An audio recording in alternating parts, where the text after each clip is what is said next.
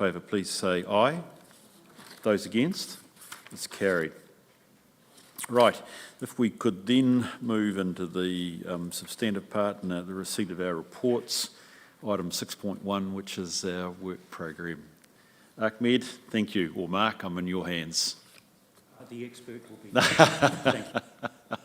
You're just here as a... I'm about to make a joke. I'm not allowed to make jokes, am I? Ahmed, please. So that's Risk Committee work program.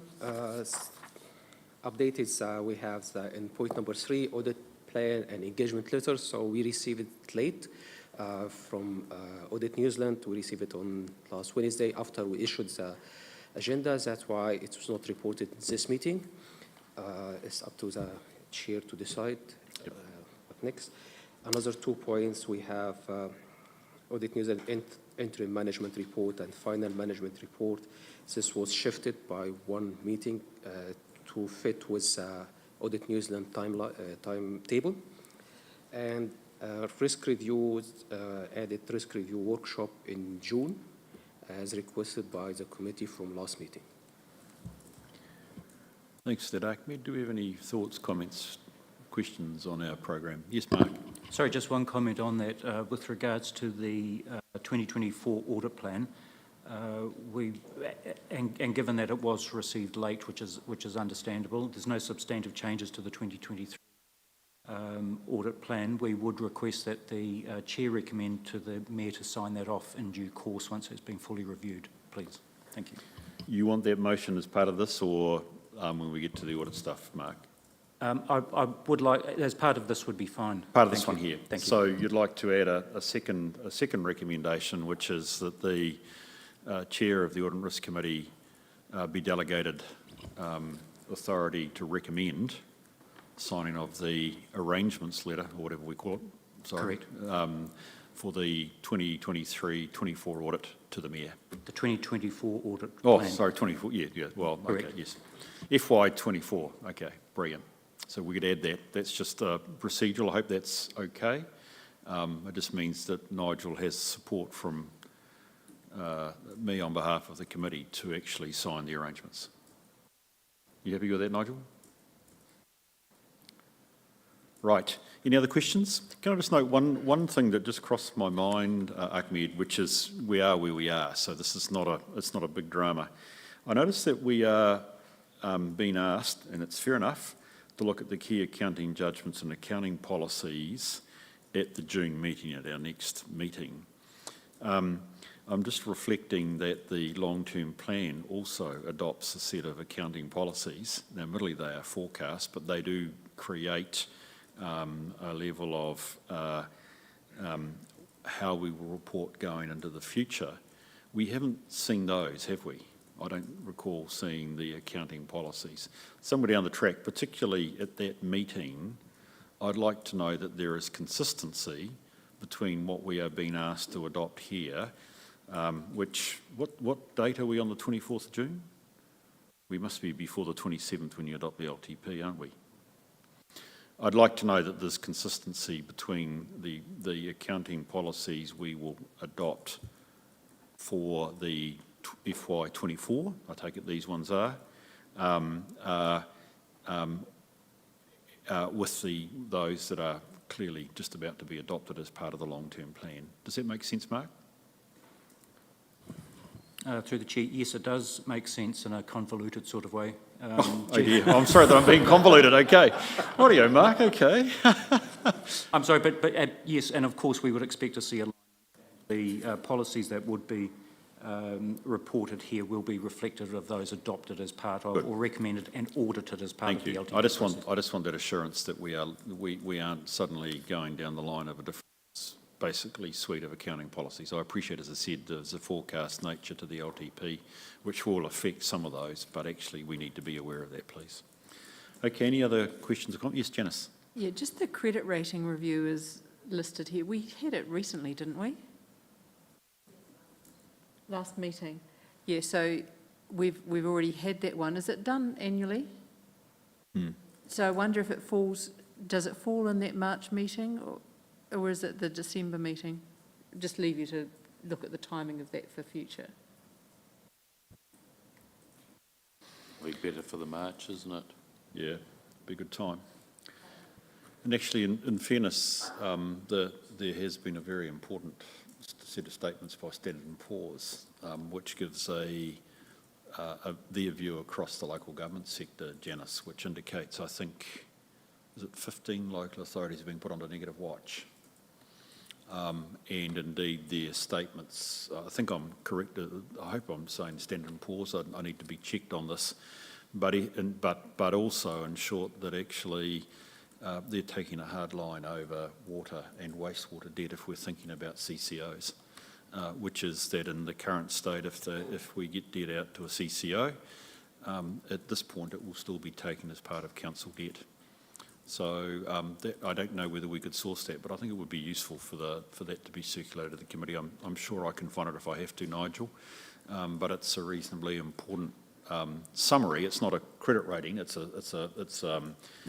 feedback from one of the credit rating agencies about the current state of the sector. Nigel? Yeah, no, I mean, that's interesting. It would be good to know more, and that'll be partly because some of that enabling legislation is going to come through, isn't it, to allow that movement of debt, and I guess that will flow through to S&P decisions. They'll take some of that legislation into account, won't they? So, but yeah, it is interesting. It's not helpful for the sector that... Oh, look, I agree. Obviously, legislation becomes important, but I mean, if essentially they're putting the red flag up that unless you've got genuine balance sheet separation, we'll assess risk, including the Three Waters debt that may or may not end up going to a CCO. Clearly, preliminary rounds. So I just think it's a case of us being aware. I mean, that's the future of most councils. So it's it's a fair warning, I think. Yeah, so it's worthwhile if we can find that and circulate that. That's a really helpful stuff. Thank you to Ahmed, that's really helpful. We've had a good chat then about the program. Thank you for keeping that in front of us. I can move to the recommendation, which is that we receive a note, plus also the second one, which is that I'm delegated the ability to recommend to Nigel the signing of the audit arrangements letter for FY24. Do I have a mover and a seconder? Thank you, Nigel. Thank you, Peter. I'll put the motion. All those in favour, please say aye. Those against, it's carried.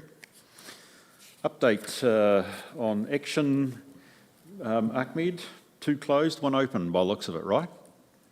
We have, thank you. We have 3 points.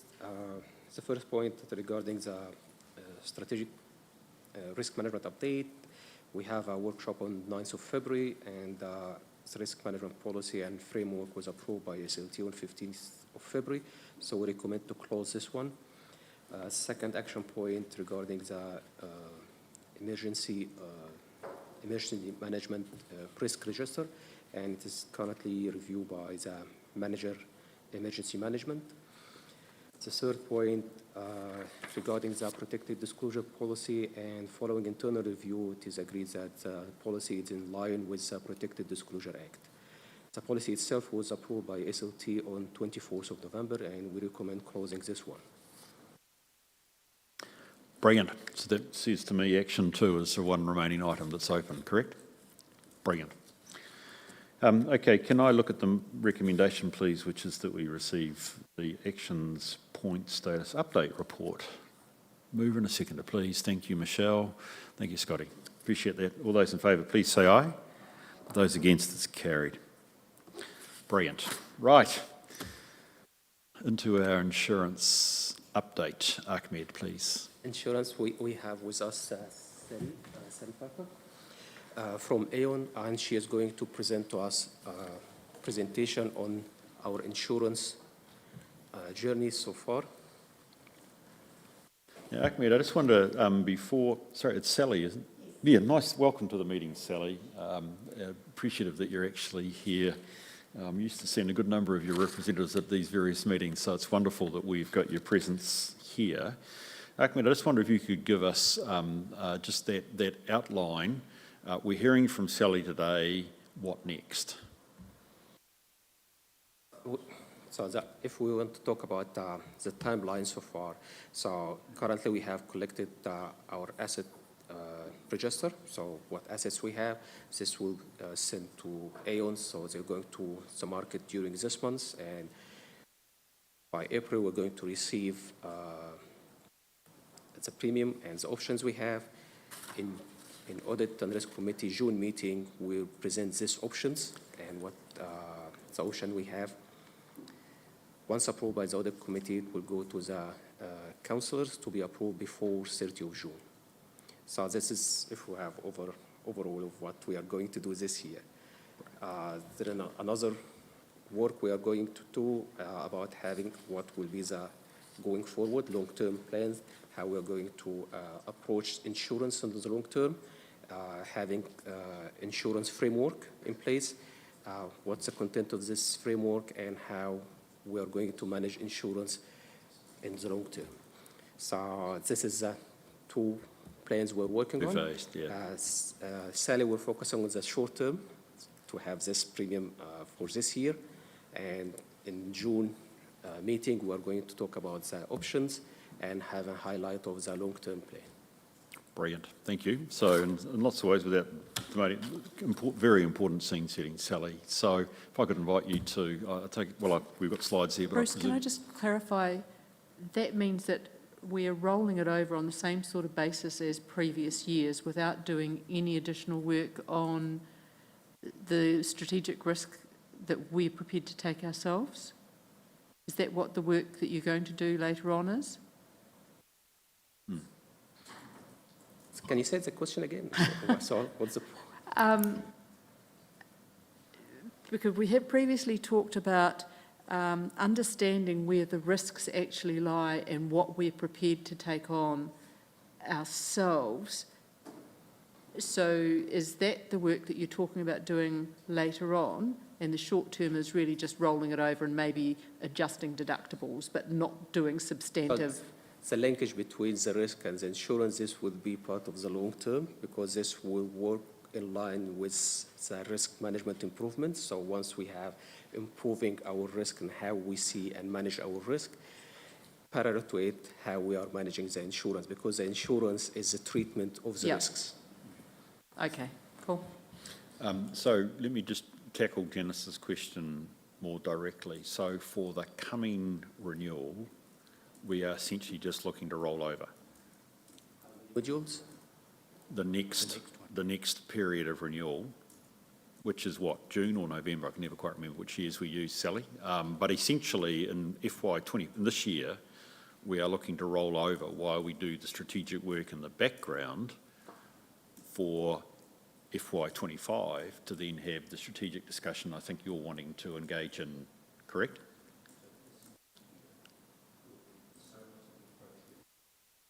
I think it might be a bit mixed.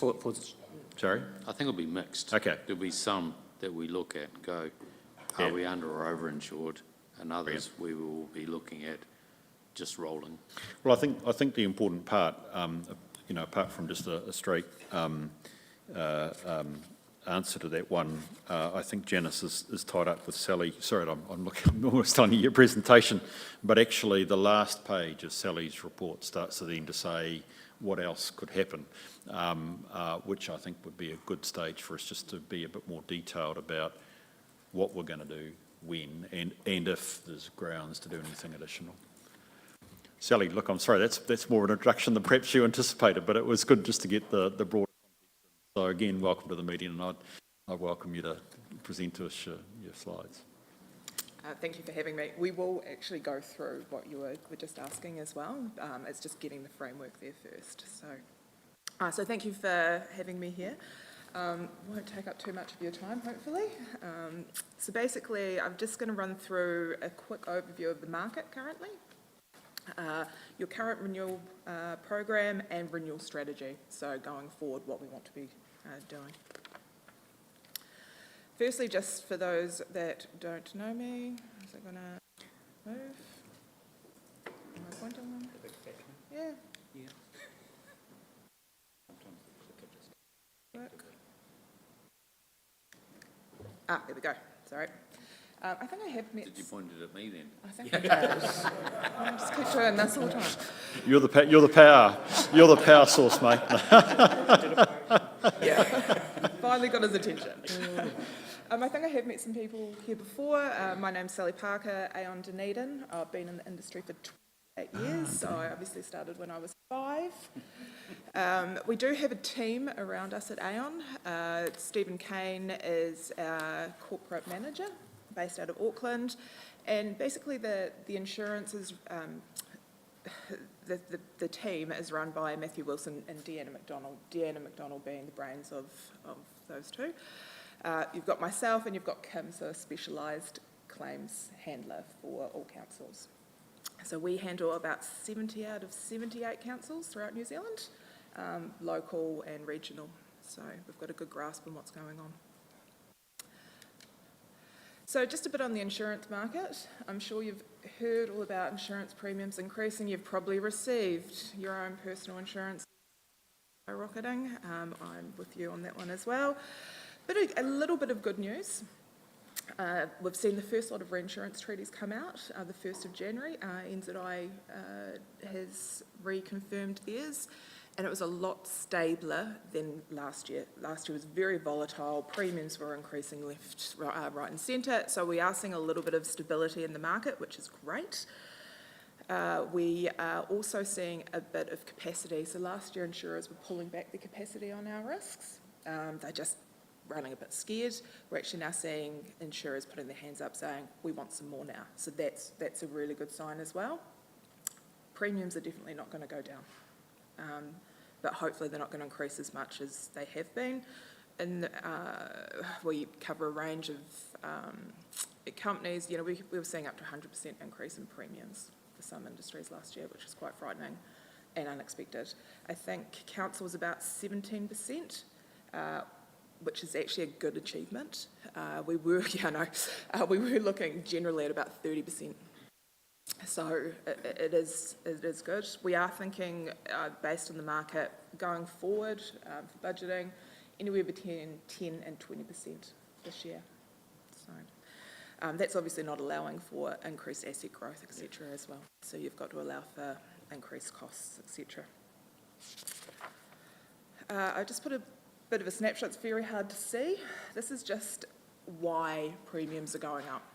Okay, so we've got weather-based events continuing globally, and obviously we've had them last year in the Auckland floods and Gabrielle. You know, overseas 5.7 billion for Turkey and Syria earthquakes, 58 billion in the US storms alone last year, and the Maui wildfires 3.5 bill. You know, so allowing for what we've gone through as well, pending no other natural disasters coming our way. Hopefully, you know, things will start evening out a little bit. And some of them are uninsured losses as well. So you've got to allow for the money incorporated into that where either local or central governments picked up the costs. So a bit on Timaru. So here's just an overview of your current program. Very standard. You've got your insurers up there, and I think they will probably be quite familiar to you, IAG being NZI, QBE and AIG. If anyone knows rugby, you'll know that AIG is a national, a global brand, and your deductible levels there. When I said about capacity last year, NZI did pull their capacity, the Timaru Council, and AIG stepped up and picked their percentage up. So that was really good. We also do various contract works policies for council. We're currently doing the art gallery, and we've just finished off the beautiful Caroline Bay playground.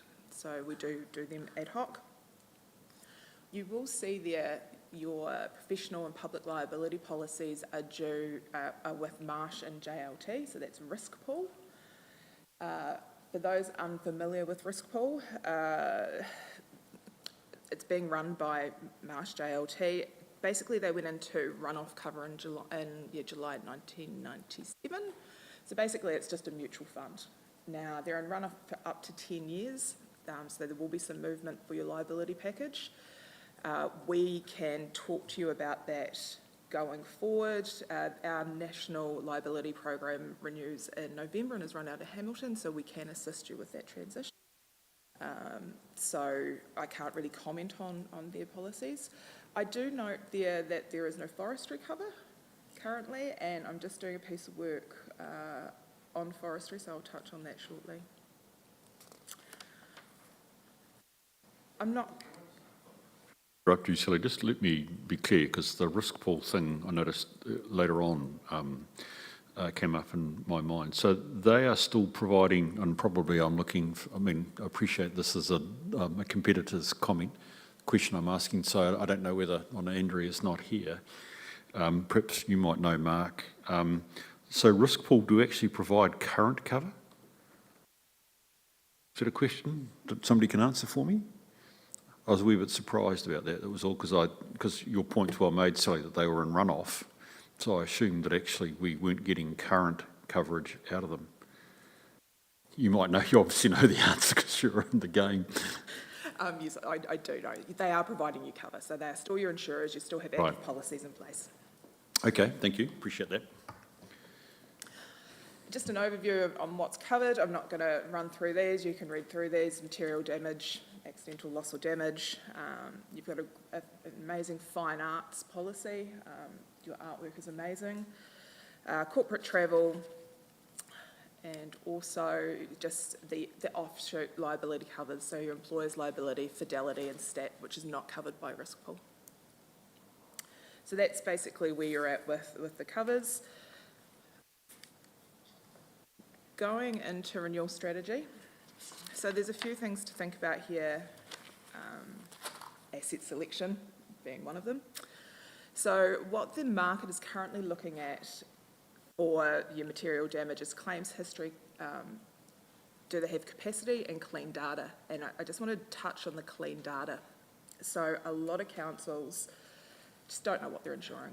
They don't know what they've got. They don't know what's been gifted. They don't know how many toilet blocks they've got. Generally, timber is actually really good. Your data is really clean. It's just more around values and sums insured. I know that you've got a large domestic social housing, and looking at the sums insured, they're very low and probably need a bit of work. So the rents. Oh, so the rents. So we can look at that as well. So you have undertaken Aon to do valuations. So we've got a valuation proposal for 3 years. So our valuers were going to every asset on your book and valuing it. And that's the biggest thing. It's easy to say, yeah, we want to self-insure this, but you need to know what you're self-insuring.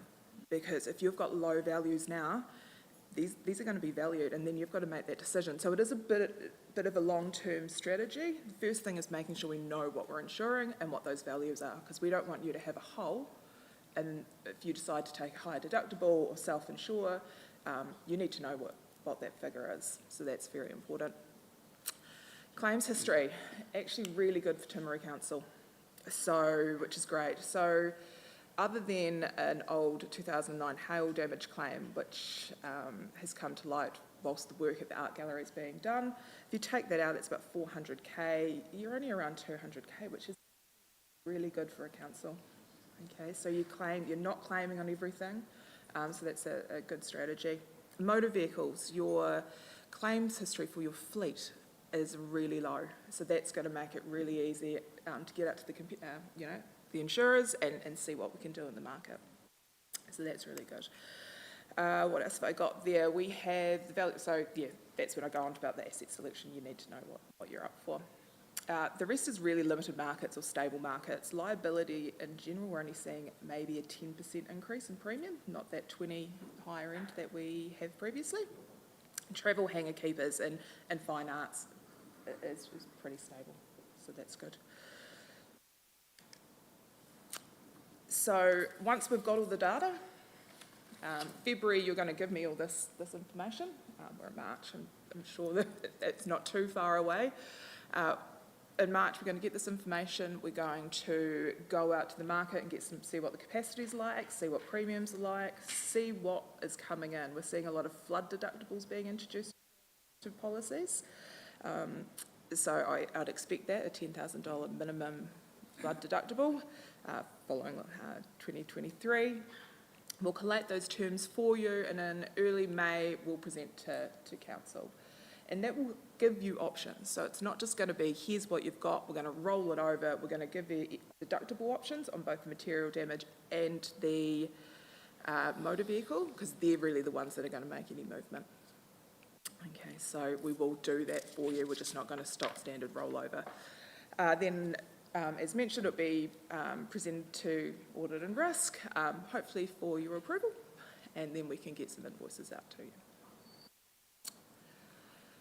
So just lastly, I just wanted to let you know how we can help council, and this is just not, your renewals. This is anything that we can help you with. So what we are seeing with a lot of councils is there's a lot of capital projects going on. I'm not sure what's happening in the area here. We can help with contract works, and especially the contracts themselves. So what we're seeing, a lot of councils are doing contractor-controlled contract works, so you have no say over what's being actioned or coverage. We can run workshop for project managers, and that's all free of charge. We can just come in and just help you out. There's changes to the Contracts Act, so it's just highlighting this. So we can run workshops for you. Valuation services, you're already doing valuations for the material damage. We are putting a proposal together for, and I've got to think, the museum, the collection, the library heritage, forestry, art, and statues and monuments. So we're going to have a valuer come down, have a look at all these for you and put a proposal. So once again, you know what they're insured. Do you want to insure every monument in the area? Do you want to insure every tulip block in the area? Risk profiling, I've just popped that in there. So we've done this with another council where we highlighted for the insurer the top 5 bad risks, basically, or top risks, which were things like refuge centres that no one likes because, they can combust, and wastewater treatment plants. And we got our risk profile guys to come in and have a look at it, go through everything, and then highlight what needs to be actioned. And that was really beneficial for them. They've run with the recommendations, and the insurers have seen that the council is interested in what's going on and their placement. So we can do that. That is at a cost. We have Cecilia, who heads up ESG, so she can help you with any existing and evolving environmental risks. I've got business interruption there. If you need help with your rents, we can sort that out for you as well. And also a big thing, people. So council retention, people come and going all the time. So we were just recently at a forum and I found it quite interesting. Our lead people manager came up and said a senior leader to replace costs up to $46,000.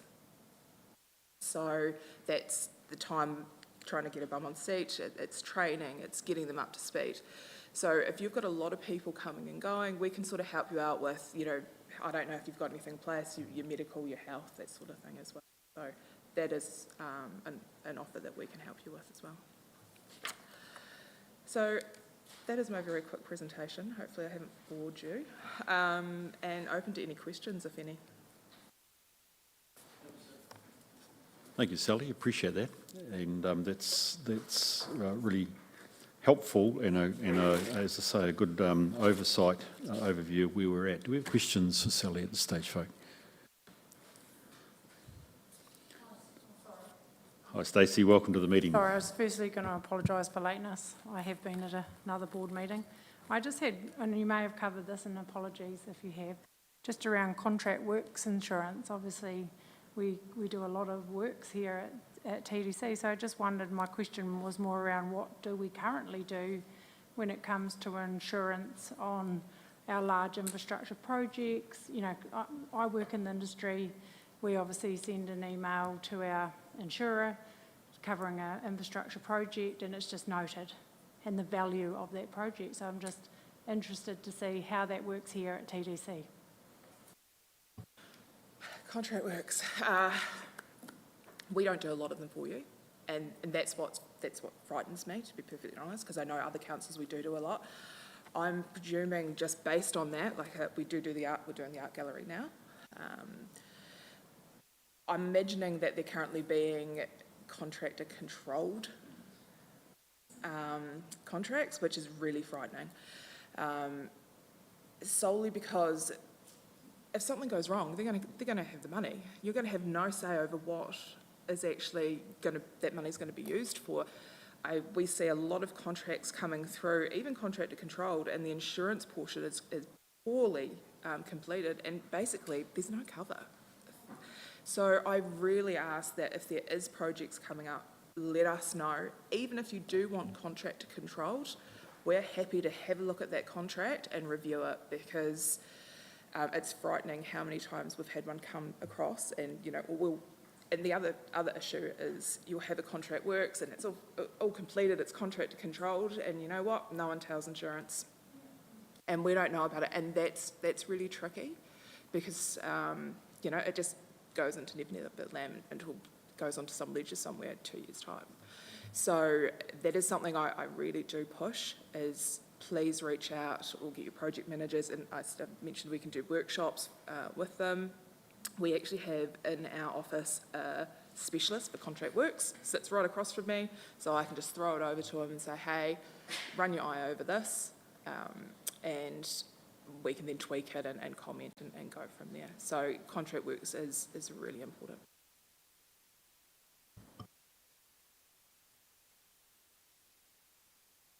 So I'm the new CE, so relatively new here. So do you cover 70 of the 78 councils? Do any of them insure together? So they actually, Yes. they group together? Yes, especially up north, they've got lasses. There's a whole lot where they combine, and I do know that was mentioned here right at the onset for those that were around earlier on. When we were first appointed, it was a discussion point. Then I think there was just a no in the end. But that is something that we can look at, combining assets, reducing the costs down. Yeah, absolutely. That's something that we can work on, if that's the option you want to go down. Nigel, Aon are the advisors to at least two groups I know. One's the Waikato, the other's the Bay of Plenty, where it's sourced on a group basis, but enables individual cover. So it is certainly common. I suspect there's more I'm missing there in the North Island, but they're the two biggies. It would make sense, in short, would be my view. So again, that's part of the strategy you could do in terms of thinking, going back to Janice's point about what are some of the ways, the basis we should be thinking, not just about what risk we own, retain or try and transfer, but actually how we do that would be the other area. Do many of those councils take out cyber insurance? Cyber is very tricky. So not just for councils, but just generally we're seeing a lot of pullback from the market. It was cheap as chips right at the onset. You could get a cyber policy for $250.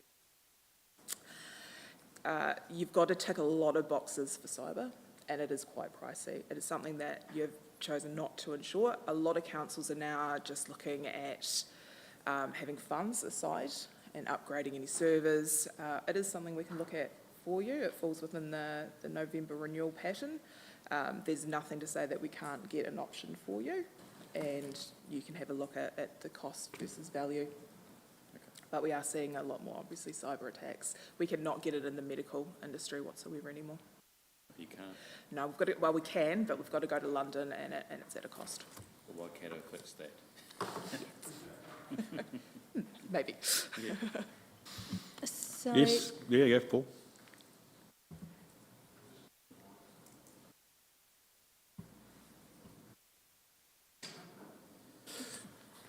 Morning, I'm Paul, one of the GMs, but I had a question around the climate change. Wondering, like we do have vulnerable communities. When we talk to members of those communities, some of the members, and we talk about, well, what are your plans if you're inundated? And they say, well, it's part of the risk of living here, we're going to walk away. So there's a number of insurance risks there for council and for the individuals in the communities. What advice have you got maybe about where the insurance industry is heading in that regard? I'd love to answer that. I'm not the best person to answer that question for you. Cecilia is probably someone that I can direct you to, who solely looks at that sort of work and the industry. You know, we are seeing in insurance, we've gone from the overall, okay, here's New Zealand, yeah, here's a rate, and as far as the bricks and mortar type, I can comment on that. We were seeing, you know, if you're living in this settlement here and it's right by the water, you're going to see an increase in premium. It's really now risk-based for your bricks and mortar, but the general climate change piece is probably something Cecilia can talk about, and I'm quite happy to pass your details on. Yeah, great, thanks. Thank you. Any other questions for Sally? Yeah, I've got some. Yes, go for it, Yep. please. For those that do have a collective where they insure individually within it, what sort of premium discount do they receive for that? Once again, I don't know if I'm going to be able to answer that for you. I'm not familiar with the LASs, the BOP LAS and the MW LAS. I've never been part of that. So Matthew Wilson, who looks after that area, could probably give you a better understanding, but I could definitely Will get that be one of the options that come to us? It's a conversation piece that we can definitely have, and I can get Matthew to comment on that. It's probably not a this year, because you know, we need to find the right councils. You know, you've got to align yourself with similar. You know, you don't want to be going with the DCC, for example, and you know that's going to happen with three waters, right?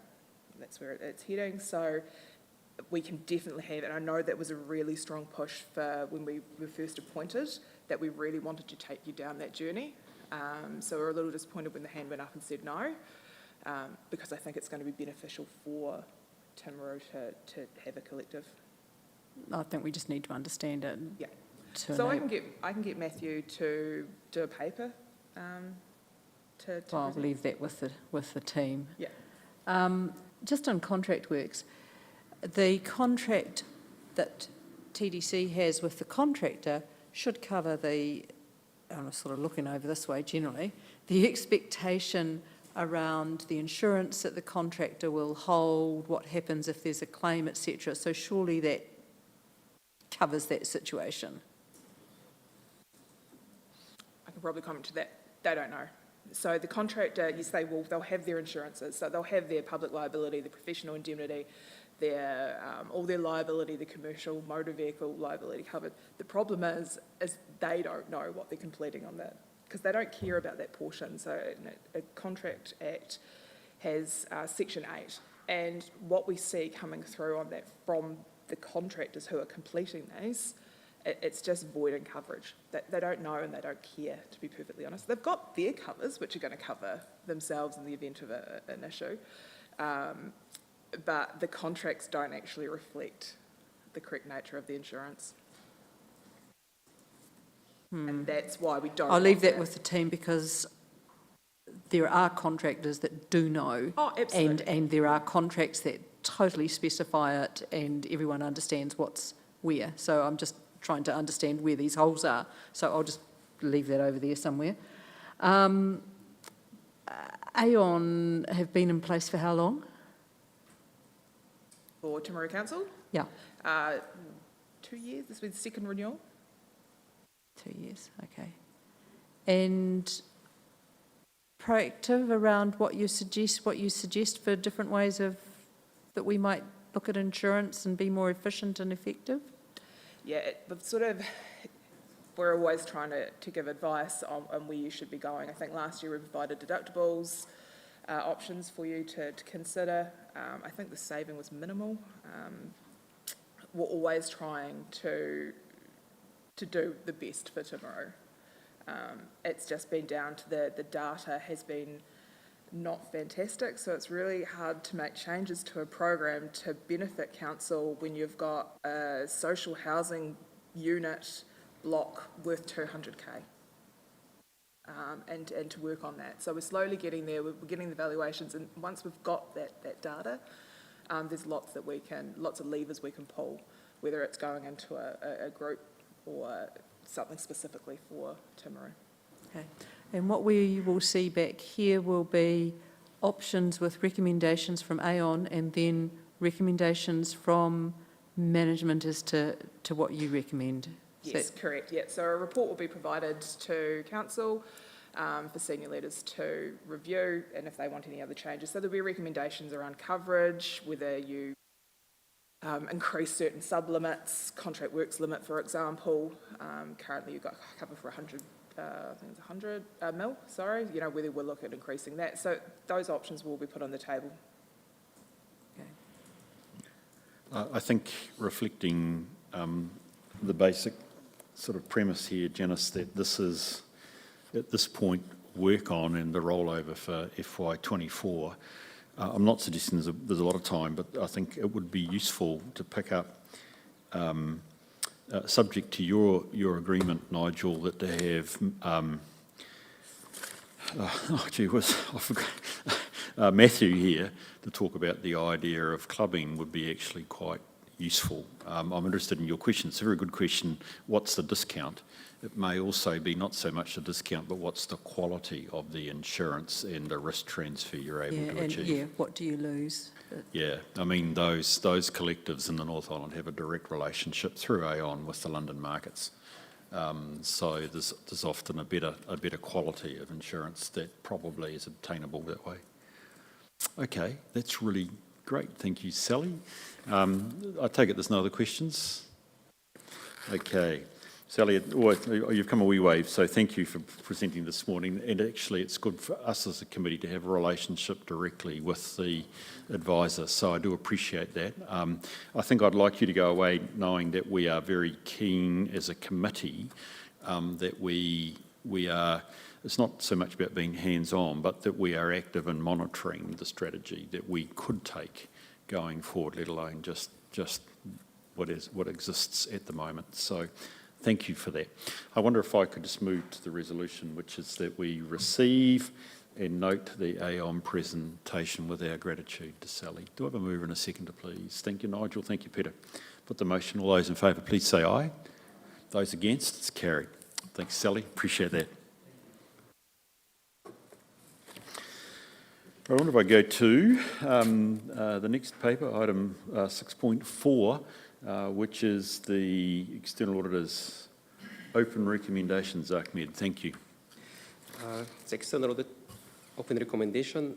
From previous report, we have 17 open recommendation. 7 was closed this quarter.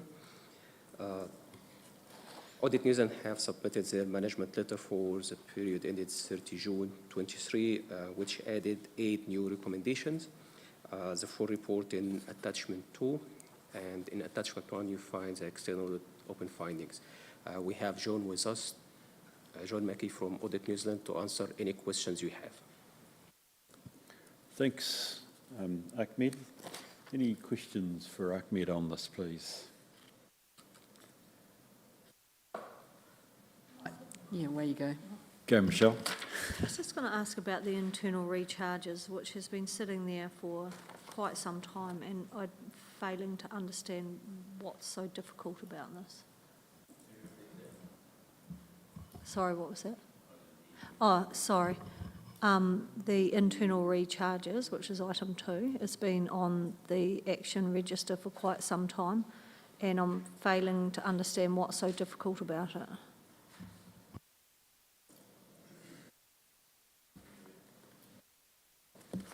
Thanks, Andrea.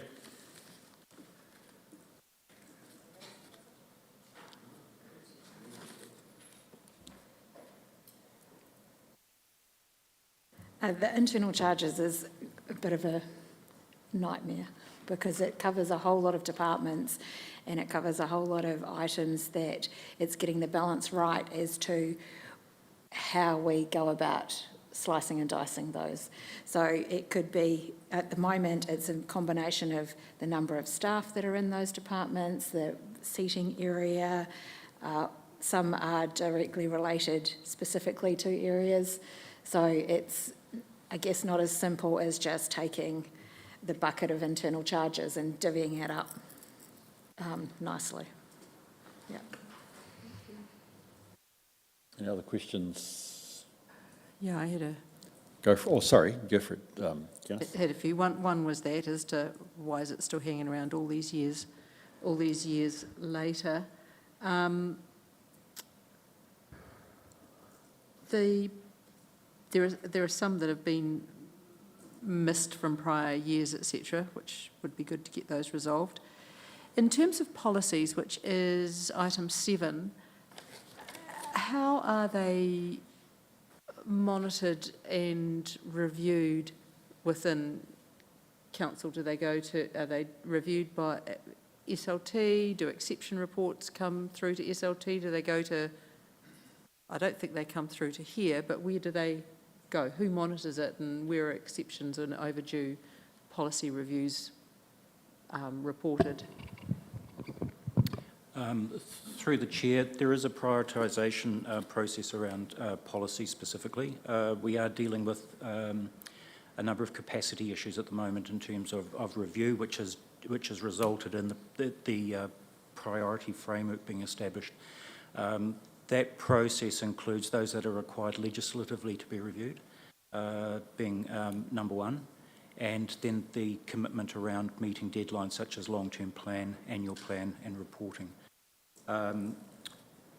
I will need to check the reporting structure and escalation process around the outstanding policies, or those that have theoretically gone beyond their review date. But the catch-all for policies with council is that they do not actually expire.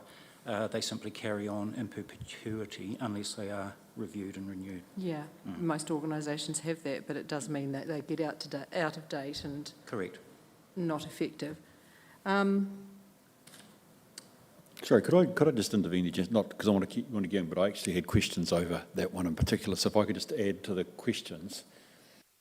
I think what I'm interested in knowing, Mark, is that the auditors say there is some progress, so that's good. Something's happening. What I would be looking for are our critical policies up to date. There's nothing qualitative in here that tells me that, and I'm not blaming the report, but I think it sounds like you're going to come back to us about, where things are at. I want to know that the critical policies are up to date. My second one is, and look, you may laugh at me, and it could be a 101 moment. What is a corporate management policy? What is a corporate management policy? However, the corporate management policy was last updated in 2017. So this goes back to my question. Is that a critical policy? Am I worried about that? Why has it got, I don't know what, sorry, you're about to tell me, Bruce, you're missing Business 101 here, but what is a corporate management policy? So the corporate management policy collects some other parts like leave, gifts, this sort of policies in one standard policy. So when we are going to review, for example, the sensitive expenditure, we're going to remove the gifts from this corporate management and put it in the sensitive expenditure. Okay. So it's an omnibus, type policy, okay, which we're splitting out. Okay, cool. Well, that makes it a pretty important recommendation. Okay, so look, I just think we're looking for a wee bit of colour here about actually, is there anything that we are drastically behind on?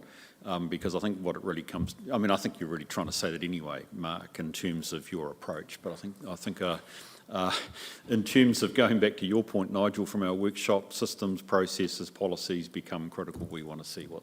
Thanks. Yeah, and things like independent review of journal entries. We only review samples. We don't review all of them. It's fairly elementary. Item 9 about the putting the information up, that arose last year. We were told it would be addressed, and then it was late-ish again. And I know you've been under pressure, etc. So I'm really looking forward to next year being crisp.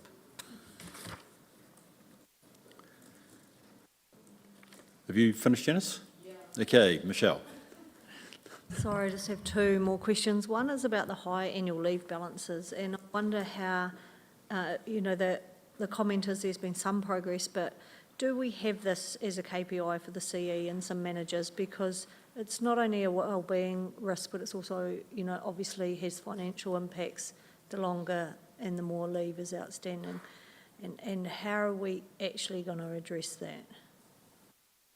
So we are looking at implementing a new policy around leave balances that's going to establish a number of mechanisms to address them, from initial discussions all the way through to using the Employment Relations Act to enforce leave. That's really the last port of call. We have to balance that with the workload and the business delivery as well. So it's about finding a mechanism that we can work with employees to get a solution versus against them. But that is something that I believe other councils are doing that we will certainly look into. Michelle, that had attracted my attention as well. And you've tackled it from a very correct angle, which is dollars. I also looked at it from a health and safety perspective. And I wonder if in the next quarter, with our health and safety report and PX, whether we could have an overview or an update on what are the balances and are there any particular risks around that, please? Yeah, we can certainly do that through each group and unit, and potentially we can provide annotations as to potentially why there's some high.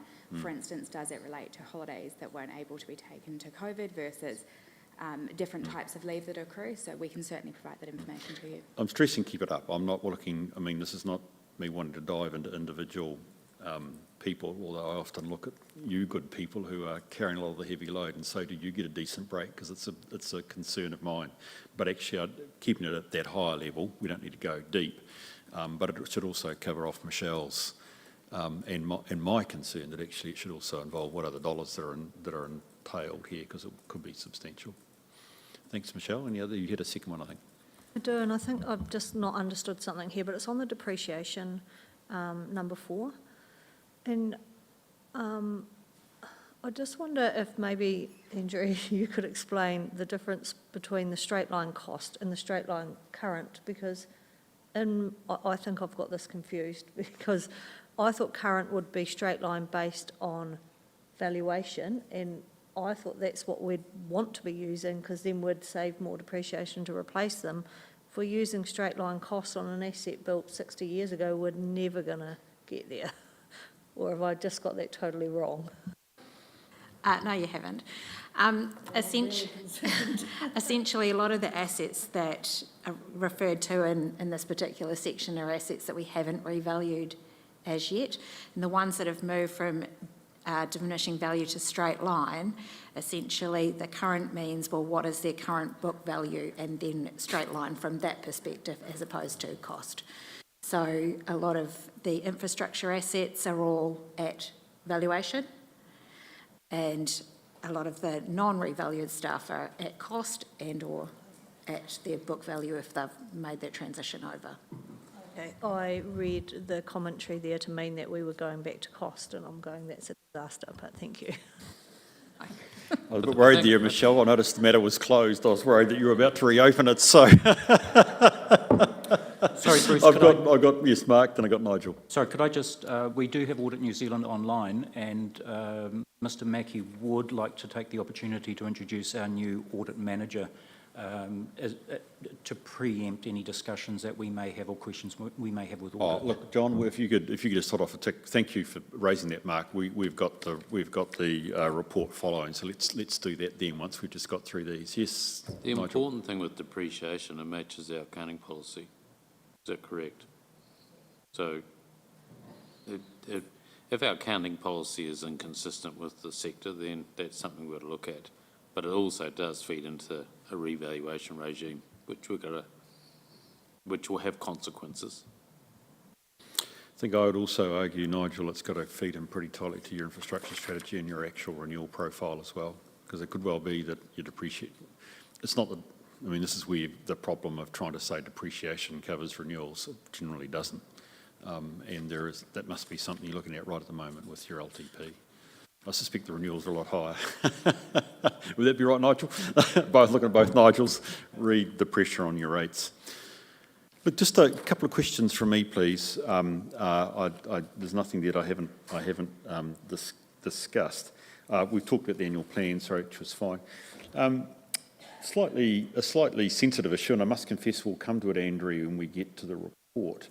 But it says it's item number 5, annual report preparation, the good old Hardy here. It says establish robust quality review processes. etc., etc.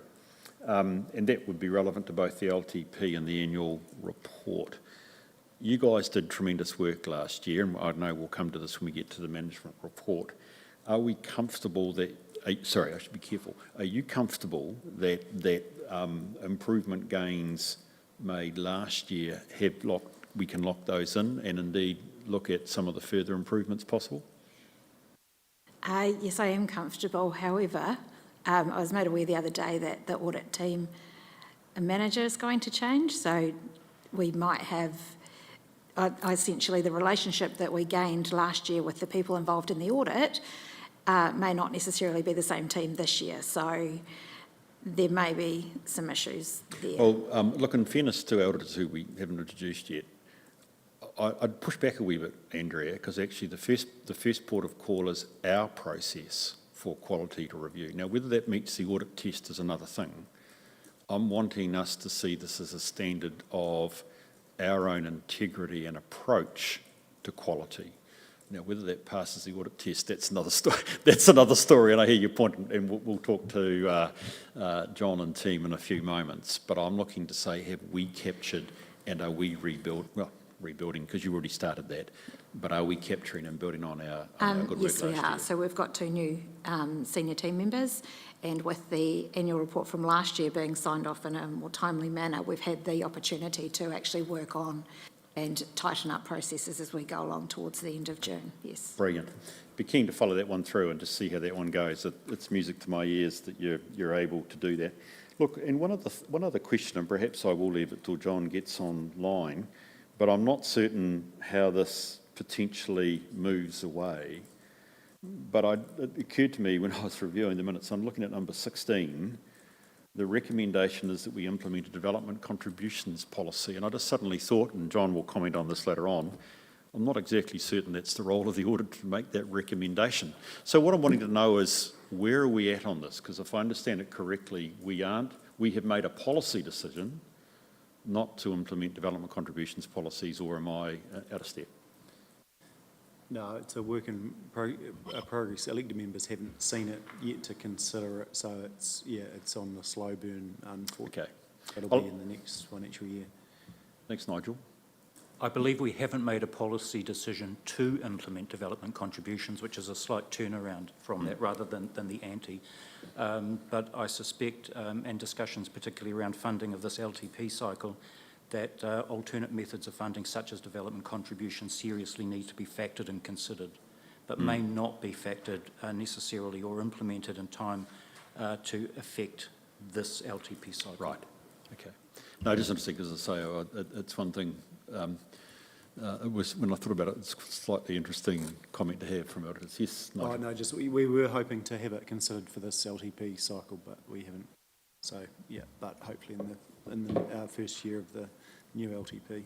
Yeah, to implement an LTP, a DC policy takes a lot of thought and care in terms of the approach, albeit it may or may not be attractive, actually. I've heard arguments within the last week about the limitations of a DC policy. That's why I'm interested in it from a policy perspective, rather than necessarily being hooked into we have or we haven't answered an audit recommendation, which I thought on reflection was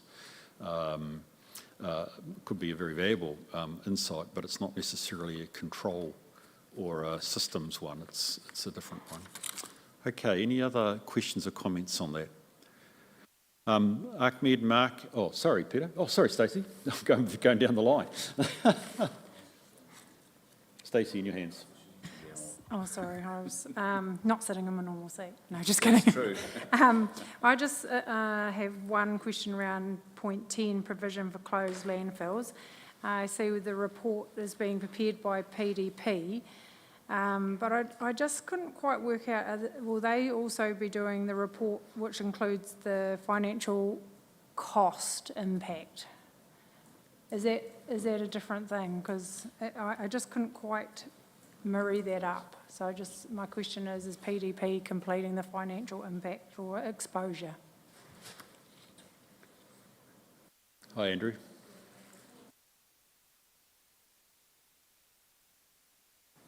Yeah, the work that PDP is doing at the moment is basically assessment of the risk associated with closed landfills. So there's no costings as such, apart from Pure Forest is the only one where costings have been done. I misunderstood. So they're looking at like potential risk over the next 5 to 10 years, that kind of thing, rather than the financial impact that we can report on. That's what you're saying? Yeah, okay, Yeah, sorry. risk assessment. Yeah. Thank you, Stacey. Peter, did you have a question? You okay? Okay. Mark and Ahmed and Andrew, anybody? I guess team, you can see we are interested in these, not just because I want to see them off the list, which can be a way we look at this, but actually we're trying to think about how does this affect our administration, our performance, or indeed some of the policy positions we take. So thank you for your efforts so far, but we will maintain an eagle eye on how that's going forward. Right, I wonder, so we've got John and Jenna online. So look, picking up your point, Mark, welcome to the meeting, you two. But John, I know you both, but not everybody knows you both. So John, if you could introduce Jenna, that'd be great. John, you're on mute, buddy.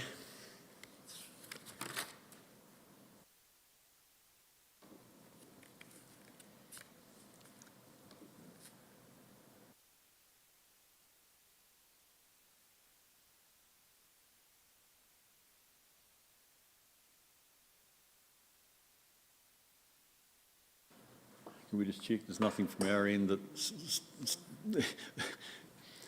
Jenna can't hear us either. She's moving her lips as well and I can't hear her. Jess is coming to the rescue. Well done. Thank you, Jess.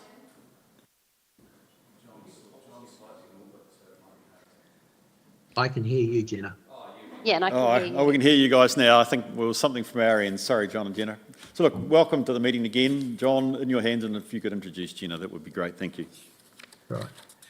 Just before I introduce Jenna, Trevor McKenzie, who's been the audit manager, he remains the audit manager for the LTP audit, but Jenna will be for the 2024 attest audit. But you're not losing anything. Jenna is a very experienced auditor, so I'll let her introduce herself. Hi, I'm Jenna. So I've been with Audit New Zealand as an audit manager for the last 7 years. I have managed both city councils plus district councils, including the groups. I've worked with Bruce for a few years, so we know each other. I'm also, in the past, have worked with Nigel and Andrea. Hopefully we can build a good working relationship. So I've worked a lot on different councils, probably around 7 to 8 over my 7 years. I've worked with Waitaki and Waimate and currently Ashburton, which is, I guess, similar in terms of Timaru, but also larger city councils as well. Welcome, Jenna. Be good working with you again. Yeah, hi. And high expectations, Jenna, if I can just reflect, Jenna's the audit manager on the Invercargill City Audit, and that's got a very good relationship with the auditors as a whole. So, Jenna, if you can bring some of that expertise to this audit, that will be great. Thank you. John, we have your report on the last year's audit. It's not me having a crack to say it's slightly historical, but it is a bit historical. So if we could just roll quickly through any key or salient points that you have, that would be wonderful. Thank you. So the key thing is that Timaru achieved a clean audit report. The emphasis of matter was what every other council, unitary authority, territorial authority had with the uncertainty of the three waters reforms. They nearly achieved the statutory deadline despite the late start, so that was a great effort. Continued improvement in delivery of information and in clearing recommendations, so big ticks there. So in terms of what we haven't discussed this morning, I'll just enlarge on the bit about the closed landfill sites. Without the inspections, you just don't know how big a liability you may have. So the Peel Forest was at north of $10 million. Is there another one sitting around in the district is the question as auditors that we're concerned about. Thanks, John. Are there any questions on the report? Very open to having a quick discussion on that if folk would like that, please. Yes, Michelle? I have a few, and the first one's probably more for Nigel and his team rather than the auditor, but it refers to the limitations of council systems meant the audit was still challenging, and we've kind of had a flavour of that through the LTP process, and I wonder, do we have an improvement plan for our systems, or is it required? Sorry, that was on, I'm in the old agenda, so it's on page 39 of the audit.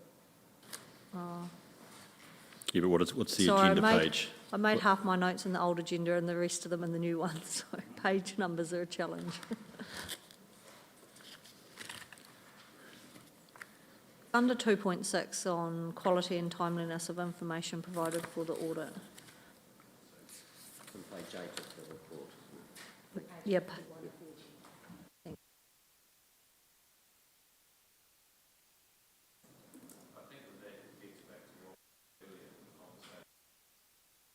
That gets back to that conversation we just had with Andrea in terms of making sure that our audit, I call it an audit file or an audit file, has got the substantive evidence sitting there behind it. So that's what the expectation would be. And it probably, interesting enough, from my experience, a lot of the non-financial reporting is sometimes that lets us down. But I'll let Andrea explain more. If I just actually ask the question in a more pointed way, do we have an issue with our financial system and does it need to be replaced, and should we be budgeting for that? I would love to replace authority. However, at this point in time, it's not on the work in progress list. Something, I guess, to think about over the next 3 years to then essentially work towards the next long-term plan, because it would be a major, yeah. I think also this next stage of ESCA will help. When you've got a procure to pay system, it makes all that crawl process so much simpler because you know exactly what you got rather than actually waiting on people to come up with invoices and so forth. But, you know, I would have an expectation that the file should be done in a timely manner and should be ready. Thank you. Appreciate the question, Michelle. Mr. Chair, can I just explain a bit further? Go for it, John.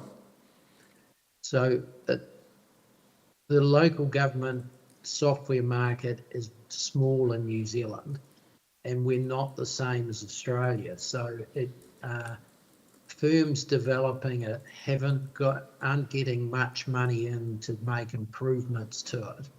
And the authority, like Magic, are systems that prepare the basic financial statements fine, but preparing the notes, they don't provide for that generally. And that's the problem. You get a disconnect between the primary financial statements and the notes, which are prepared separately. Thank you, John. That's very interesting to note, and becomes, if I look at the list that John's got in his report, that would be entirely, his comments are entirely consistent with the things that perhaps he's pointing out to us are issues for future focus on in terms of the annual report. So I take that. Any other comments folk would like to make? Oh, yeah, go for it, Michelle, please. Yes, sorry, I didn't realise you didn't. Go for it, please. Under the drinking water quality performance measures, and if somebody could refer to the page number, that would be helpful. It says here that they concluded that council's water supply did not fully achieve its target to fully comply with the new revised standards. and it kind of goes back to conversations we've been having during the LTP, why did we not? Is that a major risk, and have we definitely got plans to address this in the LTP?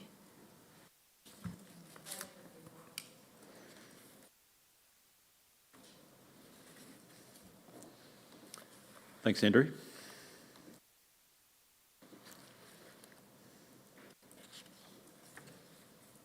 Yeah, through you, Chair. Yeah, the water compliance thing, a lot of those non-compliances were what we call technical non-compliances, where the data was not collected for a certain period of time. We had two issues, one where there was power failure and we weren't able to basically collect the ongoing data, and there was and a similar one out at Geraldine. So, yeah, the water is safe, there's no doubt about that, but it's just demonstrating that. We have to basically sample and report in 2 minutes, every 2 minutes. Yeah. Thank you, and I just have one more if I may. This one is 5.1, the capitalisation dates of additions, and I think I was a little bit surprised to read this, and it kind of explains why when we got our draft annual report, we had a suggested loss, and it jumped massively by the time the audit was complete. And so I understand the problem around not capitalising the assets and the effect that has on depreciation. I was possibly a little concerned about the comment that you will do it more regularly, where I would have expected it to be every month.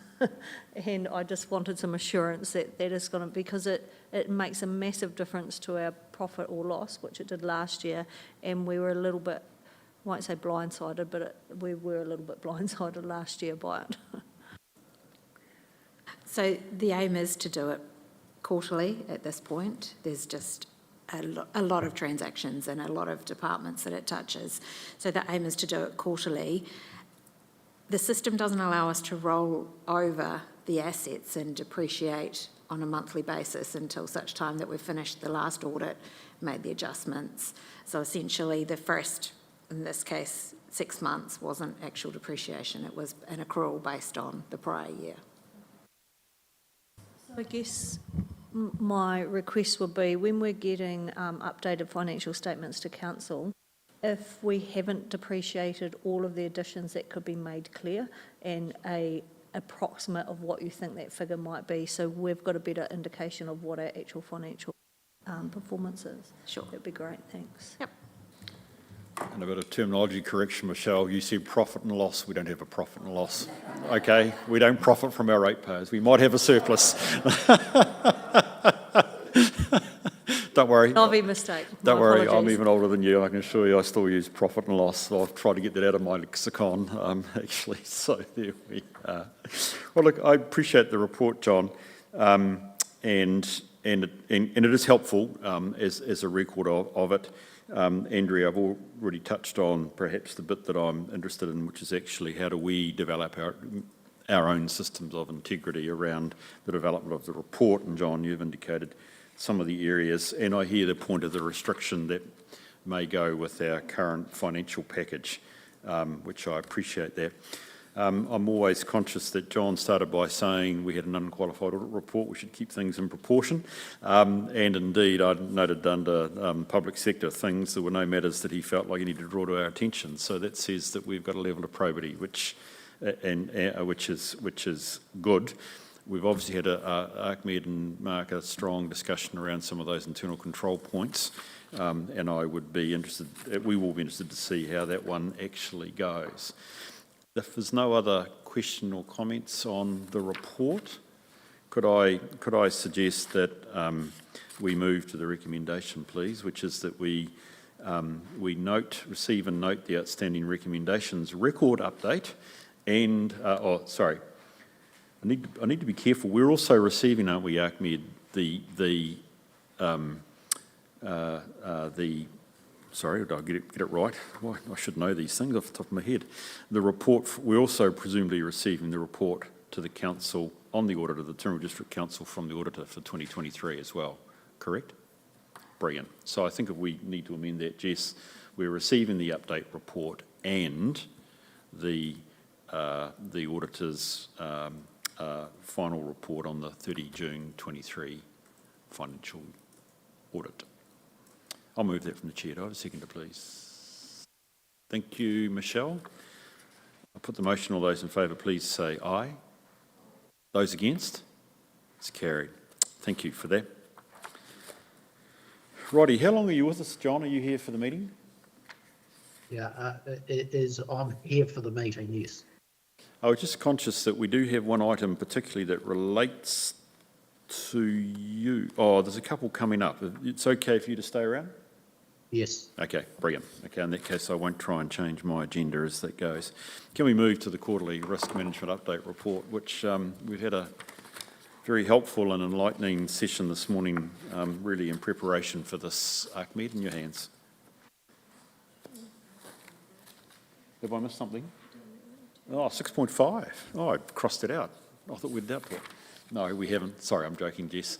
6.5, your internal audit plan update, please. The chair's internal audit plan update. So currently the plan is running per schedule. So it's a capital expenditure now with the management pending the response on the findings. The IT, cybersecurity and waste management contract billing process audit report have been issued. It will be reported in the internal audit report in the public excluded section. Asset management is planned for second quarter in 2024, and currently we are in the planning stage for the sensitive expenditure follow-up audit. If you have any. Thank you. Appreciate that. Good succinct report. If you have questions on progress today, we've got a couple of obviously reports coming up under PX. No? No questions? Thanks for that, Ahmed. I think then we can just receive this if that's the case. So do I have a mover and a seconder, please? Thank you, Nigel. Thank you, Peter. Put the motion. All those in favour, please say aye. Those against? It's carried. I thought we were on the quarterly risk report, Ahmed. Yes, exactly. That's right, Mark. We are now. Hey, look, thank you. Appreciate your input on, and let's take us through the key bits, mate.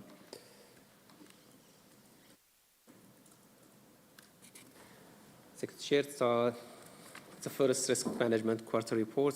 This format is the first time. We have covered three main points. First is a strategic risk update. There is no update since the last report. We have 12 strategic risks, 1 very high, 7 high, 3 in medium, and 2 low residual risk rating. You can find the heat map in attachment 1. It was requested in the last meeting to have a table of the rating, which we also included in the attachment. Second part of the report is about the risk management maturity improvement plan. So this plan was approved by the SLT on the 30th of November 2023. It's a benefit of the plan to have updates the risk management policy and the risk management framework, to have a structure consistent and defined process for risk management across the whole council, different areas. Upload our risks into risk management tool, ProMap, and instead of using the Excel sheets.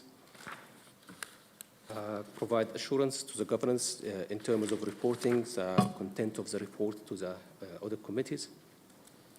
And finally, to make sure that we have a solid foundation for the internal audit function. So current internal audit is not based on our risks, so this should be changed.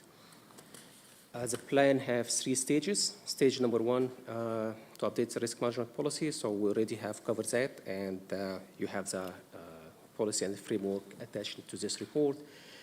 Stage number 2, to embed the risk management policy. So we are going to have guidance, set up the ProMap process, upload our risks, training to the councils up to team leader level. This will be planned for May and June this year.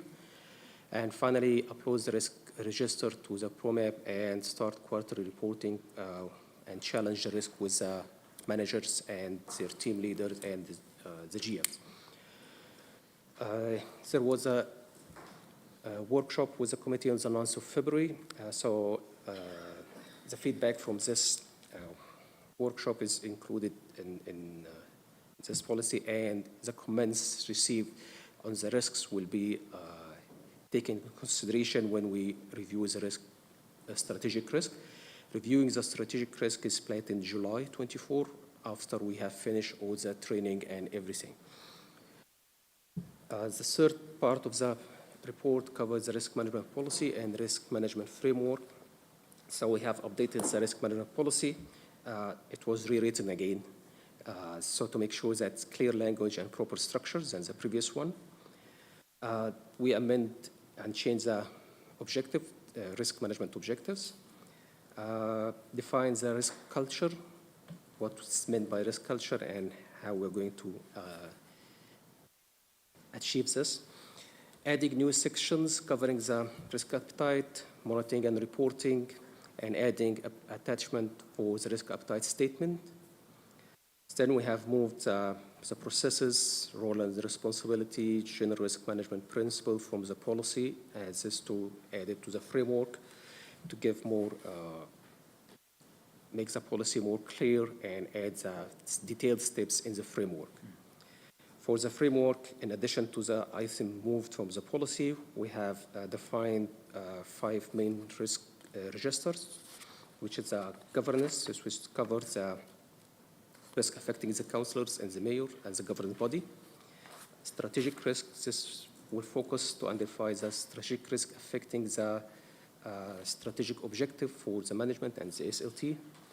The business level risks, this focus on the risk affecting the units and will be managed by the unit managers. The operation level risk, which will be any other type of risks. And finally, specific project risks. We also update the consequence table. So we have more scenario in each definition or each impact instead of previously, which was one line only. We also add the well-being to the health and safety. So now it is health, safety, and well-being definition. We also add 3 new categories. So the environment impact, information management, and the management involvement. The third one specifically, if you cannot find any scenarios that match that situation you have with the risk, who will manage it? Based on this, you'll have your definition. Also, we update the likelihood to make sure that we have the governance strategic likelihood as one section, business and operation as a second, and a third one for the projects. You will find in attachment 3 the risk management policy and attachment 4 the risk management framework. Thank you. Thanks for that. Very fulsome report, Ahmed.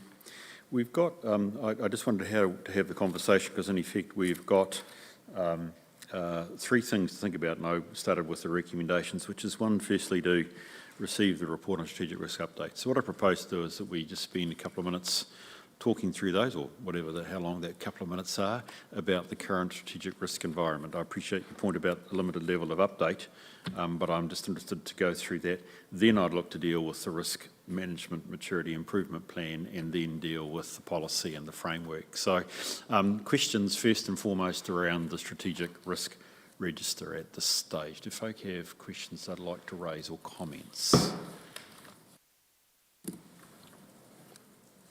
Yes, go for it, Michelle. You're most welcome. So my first one is probably more of a challenge for the councillors sitting around the table in that we identify climate change as one of our biggest risks, and in the residual risk is still very high, yet I'm not sure that we resource it enough and have addressed it enough in our LTP. And yeah, I'm not sure, like if you look at the Coastal Hazards Inundation Working Group says it's partially effective, I'm not 100% convinced about that. And yeah, so not so much a question, but more of a statement. Thanks. Yes, Nigel. Just as a new CE looking in, climate change, I wonder if this is the work of all of us.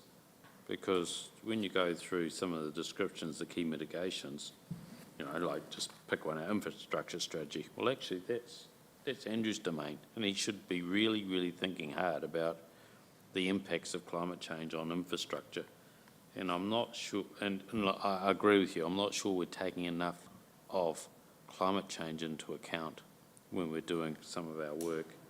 And, you know, if you were at the mayoral forum, when Dr. Rod Carr spoke to us, it was a real wake-up call.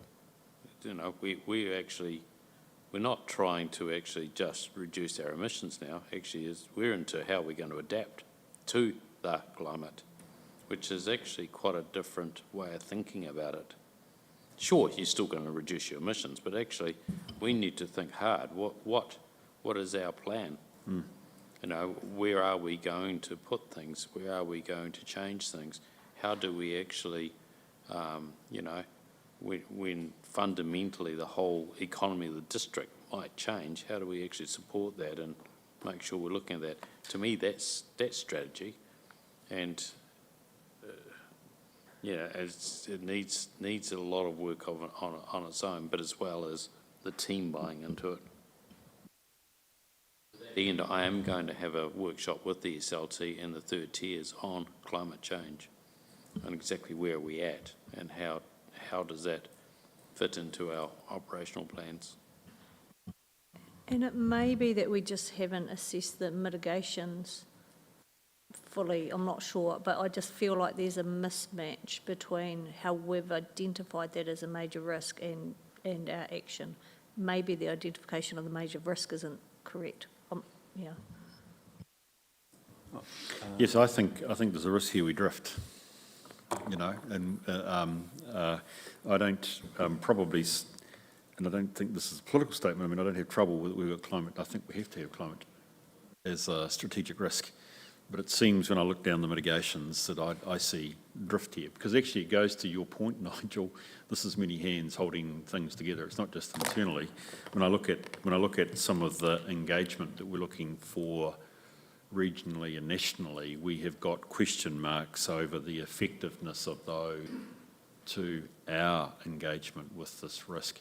And I just wonder where we're at in that sense. So I'll let you in a couple of moments, Andrew. You mentioned a workshop, and workshop sounds like action, but I appreciate that's only a step one. When do you hope to have that, Nigel? Organising it now, so in the next month or two, but it's probably more information sharing than a workshop. I appreciate that, yeah. It's actually, where are we at? What's the state? Yeah, I mean the auditors, so I was looking, sorry, I've got more comments. Andrew, you've come to you clearly got a key contribution. Why don't I stop and let you speak? Thank you, Mr. Chair. Just to point out that a number of those mitigation actions are well underway, and I think that next time we report to this committee, I think you'll see a different picture. You know, the infrastructure strategies are getting developed and getting finalised now. Asset management plans are all done, and yeah, there's a few others in there. The active transport strategy is going to be, you know, presented to council in April. So we are moving on a lot of those mitigation strategies. So it will improve. Thank you, Andrew. That's helpful. No, Nigel. Look, it's interesting. I think that, we forget what we do in this space on an everyday basis that does become, you know, BAU. If you look to the, you know, major investment in the Parramatta pipeline that was over many years, you know, some of the work that was done around the future of that water source, what's projected as far as, you know, will it be there based on, you know, climate change and what have you, and the predictions into the next 100 years that it would have a minimal effect on that water source. So there's some things in investment that's happening in that space, and I agree that we need to do more, but we do easily forget the good work that we do, and you know, resiliency of water supply for our communities is one of the key things that we need to maintain with the change of climate. So, you know, and if you look to our long-term plan and the hundreds of millions of dollars that we're investing into that, actually, there's some boxes that we're ticking pretty well. And I wonder then if, in terms of looking at it, Andrew, thank you for pointing up. It must, by definition, by the way, given we're doing the LTP, there must be some update that comes through. As you said, you're going to need infrastructure strategies done, supported by your asset management plans. I'm presuming that we're going to see the climate change lens, the resilience lens, put through those in some way, and that will have an impact. So, Ahmed, I think it would be interesting that for the June meeting, there's a level of, and I want to take on board your point, Nigel, that there is resilient stuff that's occurred. So there is an aspect here that we've to have a bullet pointed update on actually where this stands, I think would be useful with a view that we look to see whether indeed we're still at a red residual risk. There is another strategy happening in the district, and that is our energy strategy. Now, it's being led by Alpine Energy, which we are a shareholder of. I think we shouldn't underestimate the importance of that strategy, because at the moment we're 100% reliant on the hydros. We're 100% reliant on the infrastructure taking it one way when we may have to have it going both ways.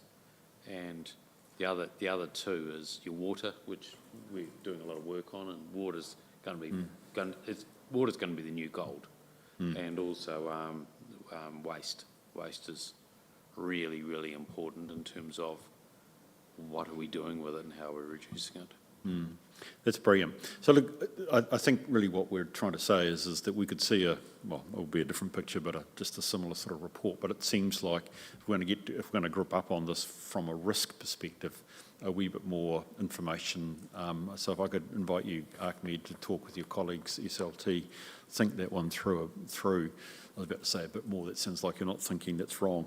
But if we could think some more about actually what would be valuable to move the discussion on, I would appreciate that, please. That'd be great. Any other comments on the strategic risk? Yes, Stacey. Similar themes, but it was really good to read these, so thank you. I just have a couple